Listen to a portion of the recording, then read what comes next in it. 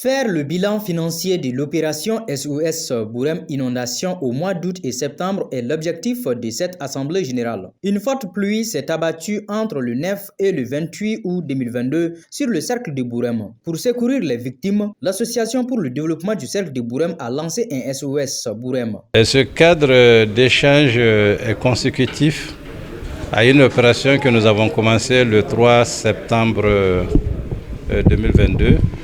Suite aux inondations survenues à Bourem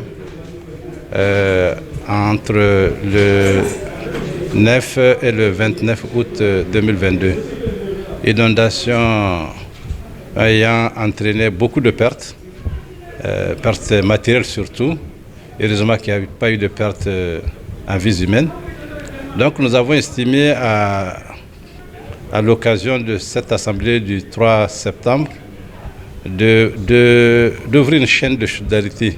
Et cette chaîne de solidarité a commencé effectivement depuis 3 septembre jusqu'au 20 octobre où nous avons envoyé une mission sur le terrain pour remettre les ressources que nous avons pu mobiliser pendant la période. Comme le dit l'adage, les bons comptes font les bons amis. Les responsables de l'Association pour le développement du cercle de Bourem ont pris soin de restituer le bilan de l'opération SOS Bourem. Ces ressources globalement tournaient autour de 20 millions, dont 16 millions de contributions pour les victimes et un peu de plus de 3 millions pour l'organisation des différents événements telles que les assemblées générales, telles que la mission de terrain, telles que les appuis aux autorités locales.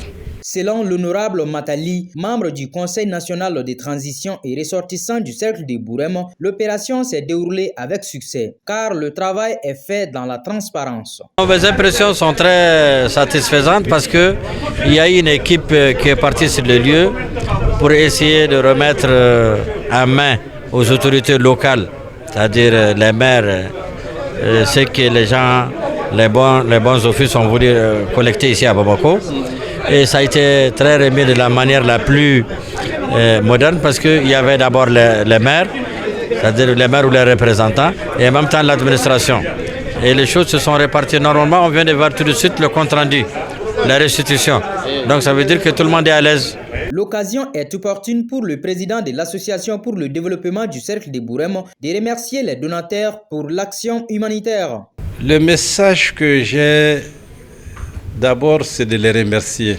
Vous avez bien suivi dans la salle, quelqu'un disait qu'il était pessimiste le jour où nous les avons rencontrés avec leur ministre. Mais le pessimisme est un acte plutôt de motivation pour celui à l'endroit duquel il est manifesté. Et c'est ça notre soulagement. Bon, peut-être certains diront satisfaction, mais moi j'ai dit que c'est plus un soulagement qu'une satisfaction. Si l'on ne note pas de pertes en vies humaines, au niveau matériel, le bilan est lourd. Des habitations endommagées, des champs immergés, des outils et animaux emportés par les pluies diluviennes.